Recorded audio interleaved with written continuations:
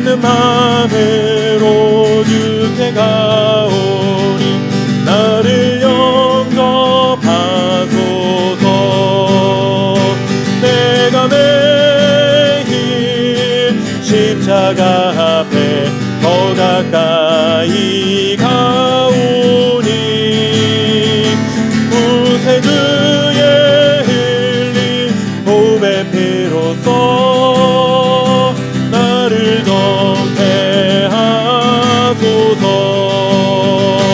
주여 넓으신 은혜 베푸사 나를 받아주시고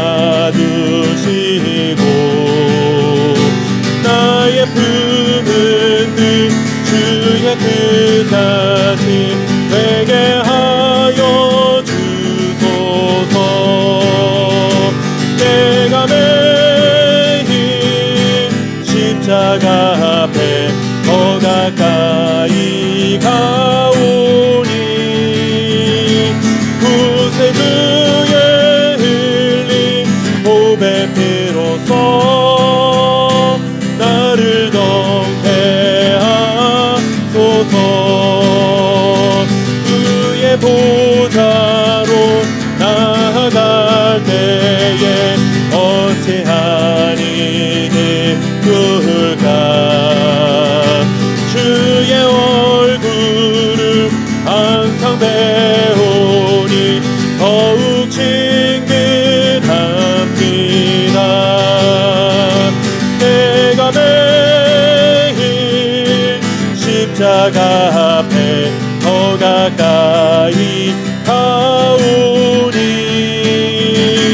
구세주의 흘린 보배 피로써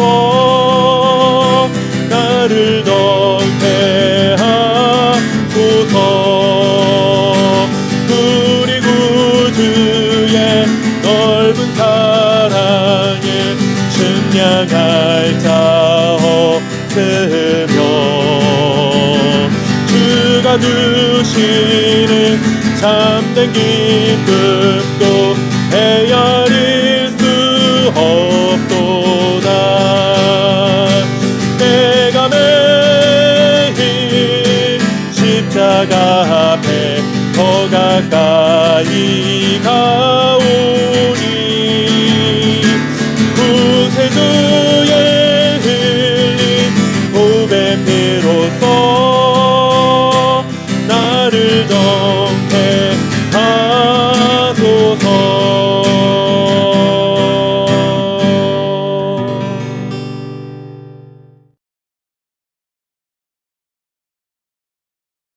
아비멜렉의 뒤를 이어서 이삭을 사람 도도의 손자 부하의 아들 돌라가 일어나서 이스라엘을 구원하니라.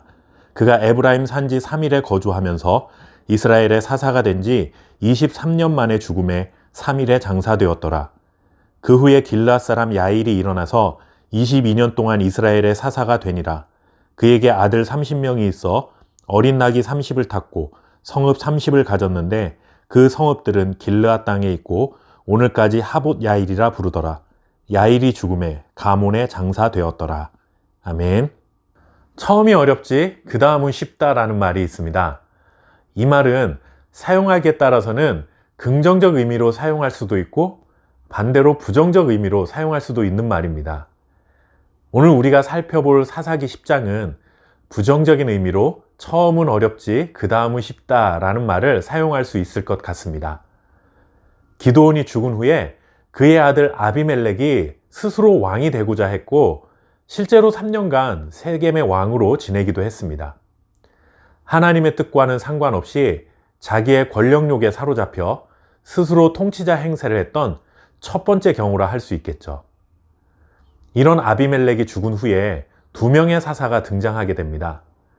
사사기에는 모두 12명의 사사가 등장하는데 우리가 그 이름을 잘 아는 사사들도 있지만 사실 이름도 잘 기억하지 못하는 사사들도 있습니다.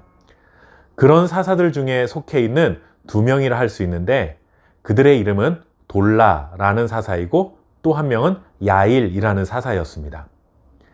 이들도 사사기에 등장하는 사사이기는 하지만 지금까지의 사사들과는 조금 다른 면이 있습니다.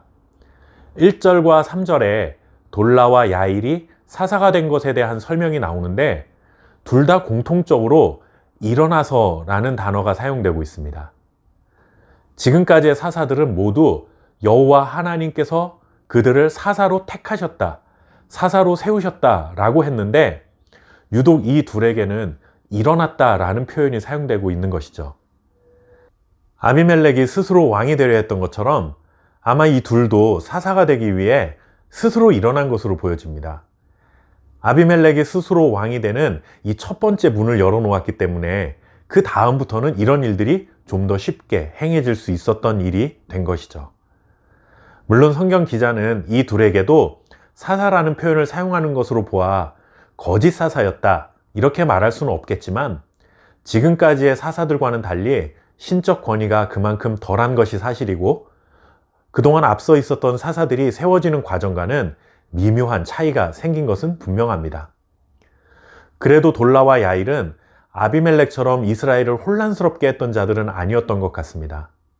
돌라는 이스라엘을 구원하였다라고 전하고 있고 이들이 다스린 45년이라는 시간 동안에 가나안 민족이 이스라엘을 크게 괴롭혔다거나 아니면 침공을 했다거나 그들에게 있어서 큰 어려움들이 일어났다거나 하는 이런 기록들이 나타나지 않는 것으로 보아 비교적 무난한 시간들을 보내고 있었던 것 같습니다. 하지만 이런 모습을 두고 우리는 마냥 괜찮다고만 할 수는 없을 것 같습니다. 옛말에 가랑비에 옷 젖는다 라는 말이 있지 않습니까? 가랑비가 올 때는 우산을 쓰는 것이 귀찮게 여겨질 정도이지만 우리도 의식하지 못하는 사이에 머리는 물론이고 옷도 다 젖게 되어 있습니다.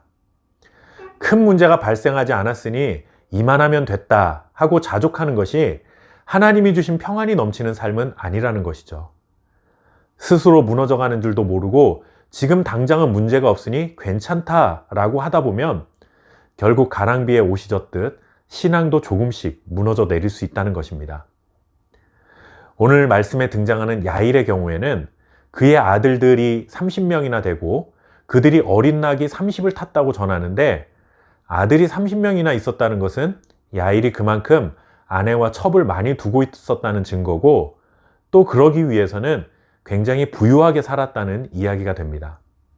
그리고 나귀를 개인적으로 소유한다는 것은 당시에 굉장한 부자가 아니면 그럴 수 없었던 시대였죠.